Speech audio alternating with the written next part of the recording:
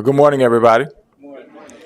I want to thank all of you all for being here, and I would apologize for us being late, except half the people in this room are responsible for us being late.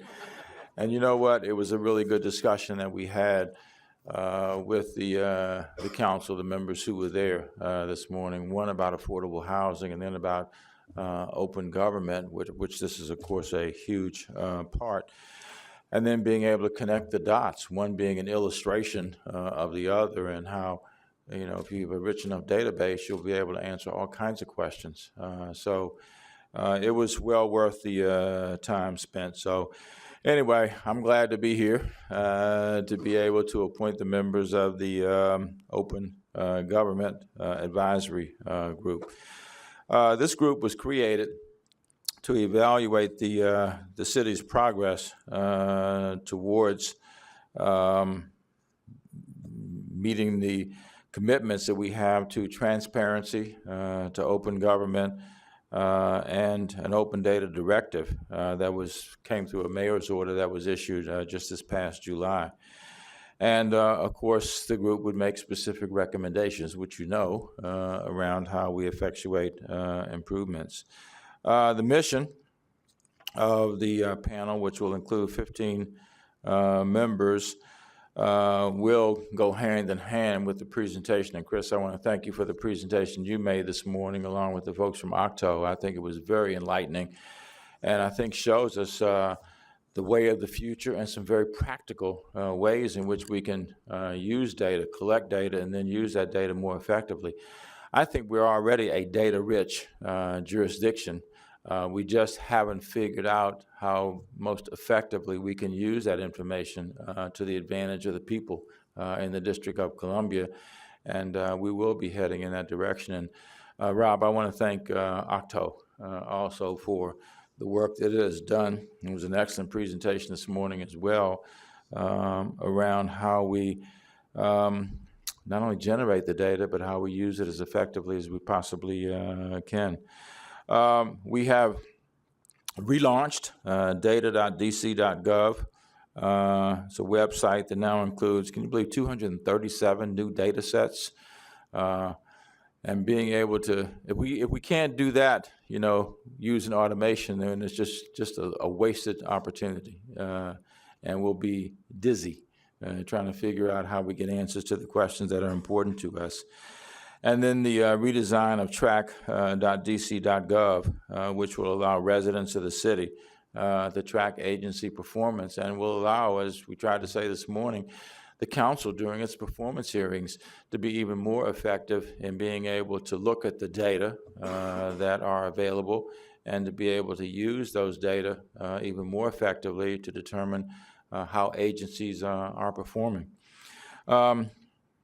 There are a number of things that the advisory group will do. It's going to provide a forum for agencies as well as the public to share best practices on innovative ideas that will promote transparency, that will promote participation and collaboration, and also will include systems and process solutions as well. We'll provide the public a forum, and we heard Councilmember Barry ask an excellent question today, and that was about those people who may not be computer literate or as computer literate as they would like to be.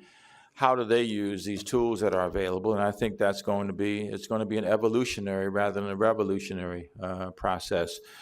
But the real answer, the real exciting answer to me is, as we watch children, who are 2 and 3 and 4 years old, develop facility with computers, they're going to use this just like we would use a pen or a pencil in the future. And that's where the revolutionary part comes in. For those of us who may be fossils at this stage, it will be, at best, evolutionary. It also will provide a forum for sharing best practices and innovative ideas. Will identify and recommend additional categories and types of governmental information that should be proactively published online. Recommend to the mayor, as well as the chief data officer. Can we call you the chief data officer? The chief data officer policies that will establish specific criteria for agency identification and additional data sets, designate categories of protected data, ensure that new and existing data sets are regularly updated, and establish the types of open formats to be used for published data. The last two or three will be to review and evaluate agency open government reports, which really are somewhat antithetical to the past. And I'm glad that we're going in this direction.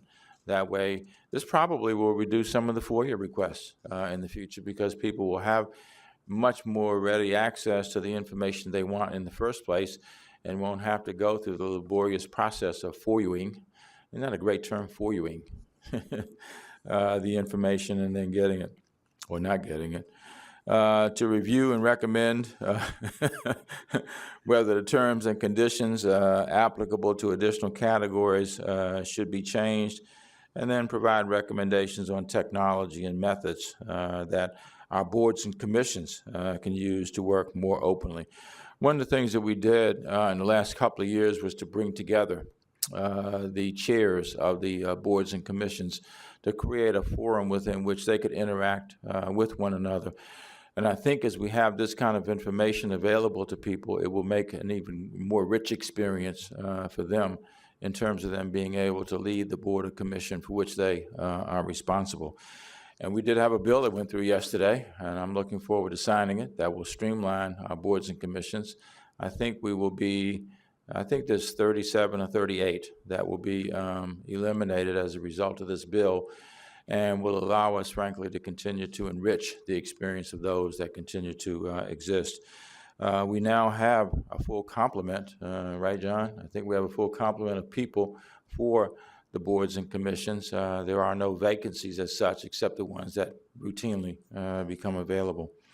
So, our residents are constantly saying to us in one or another way they want more transparency, they want more openness in our government, and the advisory group will have a major role in helping people to know how to accomplish that. So I want to thank you all for your willingness to do this. Some of you, of course, work in agencies where you probably are assigned to do this, but that's okay. The people who I know out here, I don't think they came kicking and screaming anyway. I think this is what you do and what you live for every day. That's why you do the jobs that you do. So thank you very much for that. I'm going to swear you all in, and then Brian Flowers, who will chair this august body, I'm going to ask you, Brian, if you would come up and say a few words about some of your expectations for moving forward with the group. So would the members please stand and raise their hands? All right. I, and state your name, do solemnly swear that I will faithfully execute the laws of the United States of America and of the District of Columbia, and will, to the best of my ability, preserve, protect, and defend the Constitution of the United States, and will faithfully discharge the duties of the office which I am about to enter. Congratulations. Boy, you all will be able to be real free. If you're defending the Constitution, you'll be free speech advocates too, right? Anyway, please welcome Brian Flowers, who is an outstanding public servant and an outstanding attorney, and I can't think of anybody who is better equipped to be able to chair this. Brian?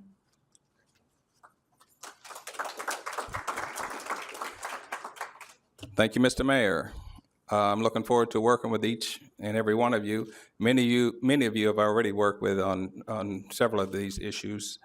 The goal, that, as I see it, is to institutionalize a culture of open government in the district government.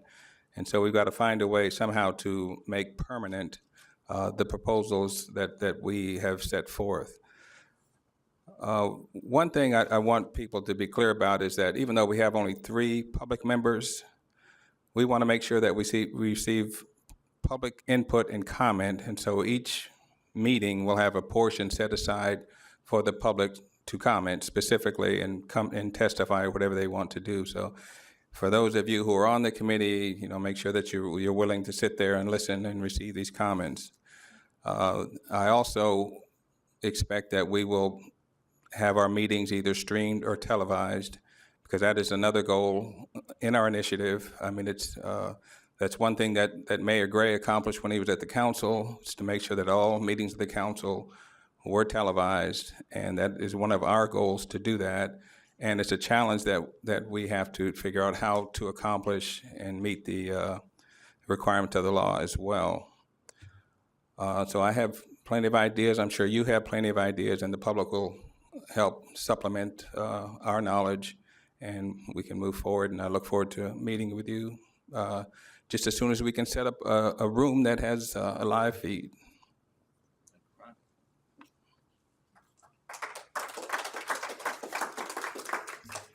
All right. I would ask you all if you have any questions, but I'll invite you to save those for the first meeting or comments, unless somebody has a burning issue that they would like to deal with. Otherwise, we are adjourned, ladies and gentlemen.